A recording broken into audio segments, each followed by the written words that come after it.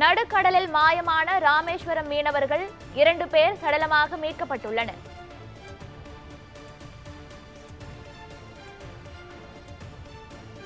இது குறித்த விவரங்களை வழங்குவதற்காக நமது செய்தியாளர் ராஜ்குமார் இணைப்பில் உள்ளார். ராஜ்குமார் வணக்கம். இது குறித்த விவரங்கள் என்ன பதிவு பண்ணுங்க.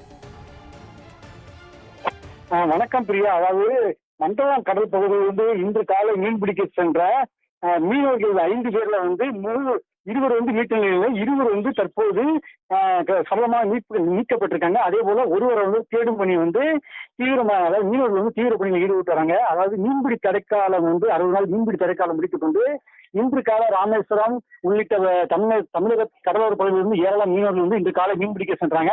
அது வழக்கம் போல மீன்பிடிக்க போகும்போது மண்டபம் சேது நகர், அதாவது சேது நகரை சேர்ந்த சுதர்சன் என்பவருக்கு சொந்தமான படகுல 5 மீனவர்கள் மீன்பிடிக்க சென்றாங்க.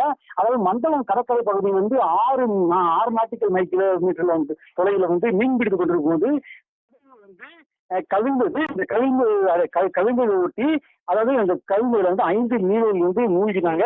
அந்த 5 மீனவர்கள் மூழ்கியதுல சக மீனவர்கள் முகமது ஹனீஃபா மற்றும் பிரசாத் ஆகியோர் 2 மீனவர்கள் மீட்ட நிலையில 3 மீனவர்கள் சக மீனவர்கள் மற்றும் கடலோர காவல் படையினர் தீவிரமாக தேடி வந்தனர்.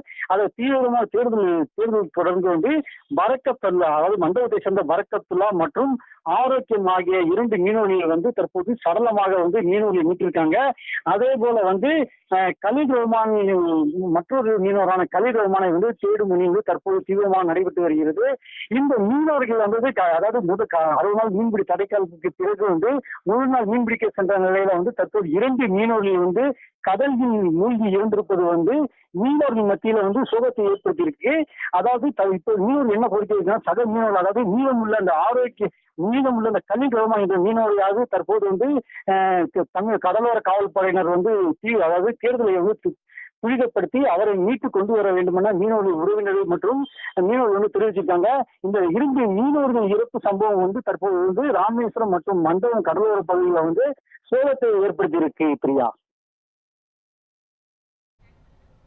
ராமேஸ்வரத்தில் மீன்பிடிக்க சென்ற மீனவர்கள் விசைப்படகு கவிழ்ந்ததில் 5 பேர் கடலில் மூழ்கினர். இதில் 3 பேர் மீட்கப்பட்ட நிலையில் 2 பேர் சடலமாக மீட்கப்பட்டுள்ளனர். இது பற்றிய கூடுதல் தகவல்களுக்கு நன்றி ராஜ்குமார்.